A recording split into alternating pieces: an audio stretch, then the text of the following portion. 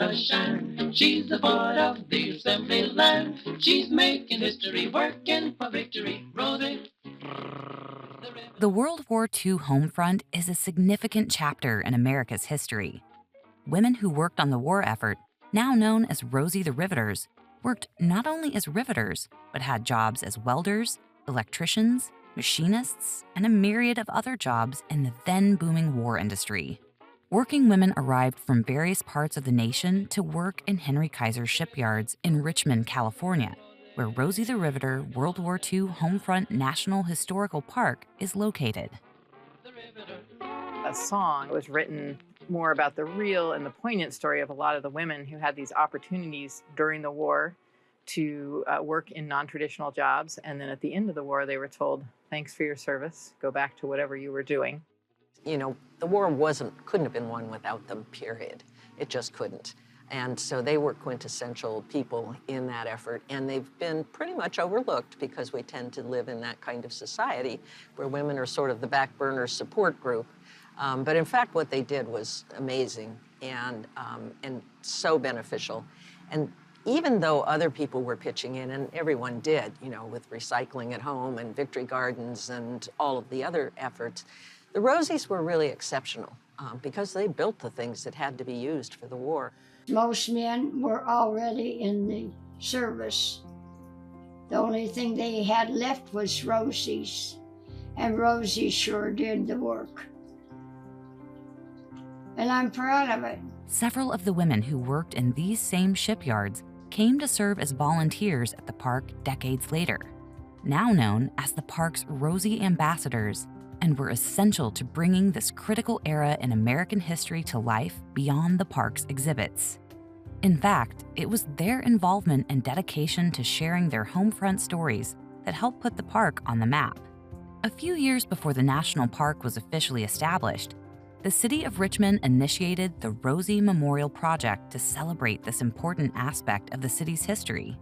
Designed by Cheryl Barton and Susan Schwarzenberg, the memorial was completed and dedicated in 2000, and it became the inspiration and the touchstone for the national park. Hundreds of World War II home front workers attended the commemoration, including Mary Peace Head, who came from Louisiana during World War II to be a welder and would come to serve as a park ambassador for years to come. Oh, I am so happy. I didn't think it would be such a crowd. So many people remembered us as being on the battlefield in the shipyard. We worked hard and enjoyed every moment of it. She just loved celebrating her history, and she loved the fact that she was a Rosie. She was so proud of that, and she knew it was really important to pass this on to the next generations. Legislation for founding a national park soon followed, and one of the first Rosies to advocate for the forming of the park was Ludi Mitchell, who along with her husband Jesse came to Richmond from Houston to work in Henry Kaiser's shipyards during World War II. She was asked by Congressman George Miller to share her experience and testify before a congressional subcommittee for the establishment of a national park that would commemorate the contribution of women to the war effort. People were suddenly recognizing this significant event that she'd been a part of, this westward migration, all these people coming together around this common cause. And the story was kind of largely slipping away. And the idea that people wanted to hear about it and that she was going to get to go to Washington to talk about it was something she was very excited about. She traveled to Washington, D.C., along with her granddaughter Jessica, where her advocacy efforts proved fruitful. Legislation was passed shortly after, and the national park was officially founded in October 2000. I was so proud to just go to Washington and be the teeny token of all the women across America who stepped up at a crucial time and gave it the old 1-2 and did it good. I'm so grateful that the Park Service recognized right away that just focusing on the Rosie We Can Do It icon would be just a small sliver of this incredible, amazing story of the home front, the transformation of our country. The We Can Do It iconic Rosie the Riveter side of the story is very important, but there were so many people that contributed in different ways to the home front story That's why it's important to keep that park name solid. During the early years of the park, the staff worked to collect as many home front stories as possible to add to the layered history of those known as Rosie the Riveters. Margaret worked at Yardsburg. Well, Did you enjoy working there? oh yes, I enjoyed working. First job I had, paid the money. One of literally the very first stories that I personally received was Margaret Archie's, and then it accompanied the picture with a welding hat on and then a fancy dress with pearls. This was a baby shower, and she was so proud of being a welder that she insisted on being a very elegant, feminine woman, but she put her welding helmet on. And this is this really iconic picture. And we ended up using that picture a lot in some of those very first tours where we were trying to, spread the story of, what even the National Park Service is here for, what we can do, and how we can partner with the city of Richmond, the county, and the private owners of these structures. So convince them that it's worth saving this history and celebrating the city of Richmond. The park's visitor center opened in 2012 and began to attract an increased number of visitors to the park. Adding to the visitor experience, a core group of women who had worked in the shipyards during World War II began to regularly participate in park events and share their stories with the public as volunteers. Marion Sousse, who was hired at Kaiser Shipyard No. 3 after she completed a 6-week engineering drawing class at UC Berkeley. Marion made adjustments on ship blueprints. Agnes Moore, who was determined to do something for the war effort and support her young child. She became a certified welder and worked the graveyard shift. Before her shift, Agnes would drop off her young daughter at a round-the-clock child care development center. Marion Wynn, who left Minnesota to join her father in Richmond. Marion got a job as a pipe builder and worked in the West Storage area where pipes were brought for her to weld. Kay Morrison, who traveled with her husband from Chico, California and found housing in San Francisco. This meant a ferry boat ride for the graveyard shifts where they worked together. He was a shipwright and she was a journeyman welder. Priscilla Elder, with a young son to care for and her husband off to war, joined her sisters in Richmond as an electrician. And Mary Torres. After saving up money from her summertime job in Donora, Pennsylvania, she packed a bag and bought a one-way ticket to California after leaving a note for her parents. After a stint at McClellan Air Base, she became a journeyman welder at Moore Shipyard in Oakland. It was just a huge part of our park offerings for our interpretive services because people really wanted to reach out and touch history. And here were the actual, women who had worked there in these shipyards being able to pass on their story. And one day there was a gentleman that came in and he had seen a story about the Rosies in the newspaper. And it turns out he was a homefront worker, and we honor those homefront workers as well, whether they're men or women. And so Bob Hines would come in and also share his story with us every Friday. Robert Hines was born and raised in Berkeley, California, and his expertise in shipbuilding was deemed so essential to wartime production that he was asked to work on the home front. Bob first helped build the launching ways at Moore's shipyards in Oakland, and later built boats for the Army Transport Service at Hunts Marine in Richmond. In 1943, officially joined the Army Transport Service, first as a tugboat captain and later as a fireboat captain. Each Rosie is such an individual human being, and the stories they carry with them are absolutely priceless. They, from our perspective, are living primary sources. They experienced the war years. They had their own stories and their own experiences. I loved to watch the audience as they were listening to the Rosie stories, and I could see so many different emotions on their face. Meeting the people who came to see us and hear our stories at the park was pretty moving. Sometimes people would just be crying. And then we'd have women who came and said, thank you so much for making it possible for me to be a welder, for me to be all of these professions now that are open to women. I love it because there's so many people that come and they're so happy to hear, to learn. It feels wonderful. I'm glad we can do it. It's an honor. They just think it's amazing how we, the job we did. And we don't think it was anything. We just think anybody would have done it. And they would have. I actually saw an elderly man crying. He couldn't believe that we were 18 years old. We are talking about kids, young men and women who today we would consider kids.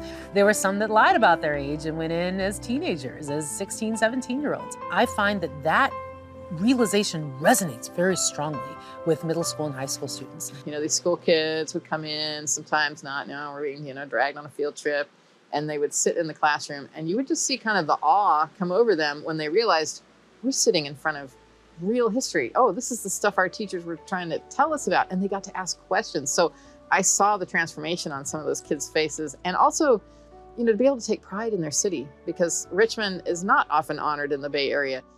The Rosies soon enough became very popular outside of the park, so we were getting phone calls that people wanted them to come to their events. In doing so, we were able to reach a lot more people that maybe didn't even know that the park existed. Rosie ambassadors were invited to and attended a myriad of speaking engagements.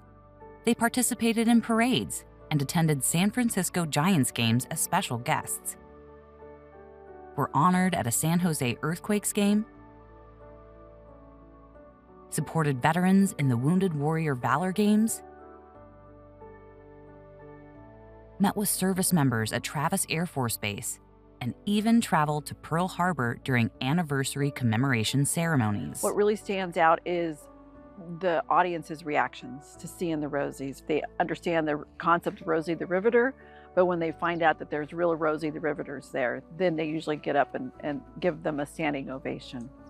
I guess I didn't expect them to be so lively still, and I assumed that age would have gotten the best of them, but that was not what I got when I met them. They were beautiful, and then you can just feel their spirits. It's like they were still alive, they're still here, and they are excited about telling their stories. One of the most memorable trips for some of the Rosie ambassadors came about due to the relentless efforts of Marion Soussay's sister, Phyllis Gold, and it was completely unexpected. Phyllis had been a World War II Rosie as well. In fact, she was one of the first 6 women to be hired as welders in the Kaiser shipyards.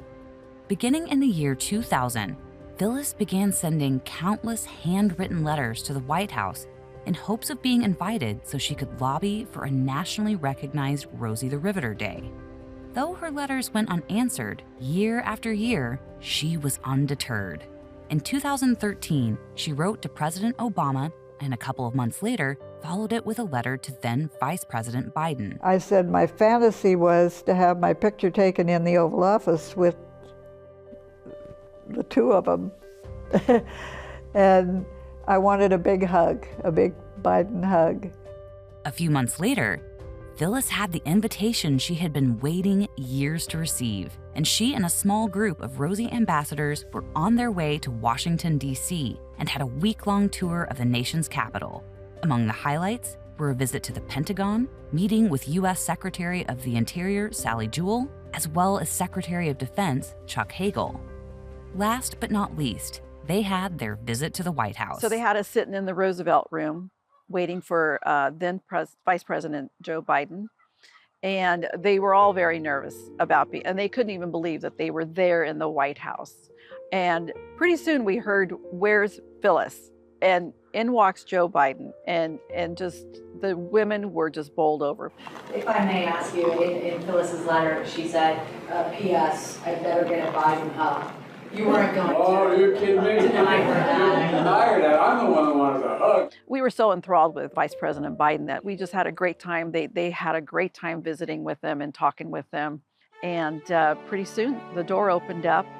There's a guy which just floored all of us. So nice to see. I'm doing great. And it's wonderful to see you. It is wonderful to have you all here. And I'm not on a hug. Oh, absolutely. By the way, good to see you, Mr. President. Now, you don't have a name tag, so you got to tell me. Kay Morris. Good to see you, Kay. Case trouble. You can tell. Case trouble. My response when I heard about that was, yeah, that's my grandma. Of course she jumped up and kissed the president on the lips. Just another example how she just went after whatever she wanted. And the thing is, she actually used to kiss everybody. So it was, I'm not surprised, but we're all still, it was like shocking and it was delightful and wonderful. That was so unreal. To be in the Oval Office, getting my picture made with the president and the vice president and all the Rosies, it's unbelievable. But it happened. That was amazing, just amazing. And the circumstances of getting there and representing all of the millions of women who worked on the home front and didn't expect to be acknowledged. We didn't. You know, we have to credit Phyllis with getting those Rosies to the White House because she never gave up. After the Park Service and the trust to, make this happen, and it happened. As the Rosie ambassadors continued to share their stories beyond the national park, they began to realize their impact not only within the United States, but well beyond. In 2019, our Rosie ambassadors went to Normandy, France for the 75th anniversary of D-Day. And one of the main reasons for that was so that Marion Wynn could visit her brother's grave. I knew my brother was gone, and I knew he was buried, and I have a picture of the cemetery, but it wasn't like being there. I'm finally here. Yeah, he's happy to see you. Very happy. He's waited a long time. It was something I couldn't believe. They had flowers already on the ground, and it was a beautiful cemetery. That was very moving for all of us. She held up really good, but she's that kind of a person, I'm emotional, and she's not. They were treated so special, and they honored them. They're just so appreciative of America. And oftentimes, I don't think that our own children, they're not learning all of that history. And that's one thing that I think the Rosie Park is really providing for people. So it's so important. Our country wouldn't be what it is today without the women and all the people that worked on the home front. So telling those home front stories and sharing what the Rosies did is absolutely essential to understanding our country and where we are today. Getting to work with the Rosies is unquestionably one of the highlights of my Park Service career. And part of it is because I know that tomorrow is not promised. I think that we are very realistic about the fact that we have been fortunate to have the Rosies for as long as we've had them, but that we also have to begin to chart out how we keep telling this story once we no longer have them. As the lead ranger, I had a front seat to getting to watch these women represent their country and tell their stories and help us remember this important part of history, and I will be forever grateful. The national park and the stories that our Rosie ambassadors shared help visitors understand that these women are more than just a poster and who made their own personal sacrifices to bring an end to World War II. My leather pants and ugly shoes and leather jacket and big mittens and goggles and my monster hood. Fire coming out of my hands. I did it.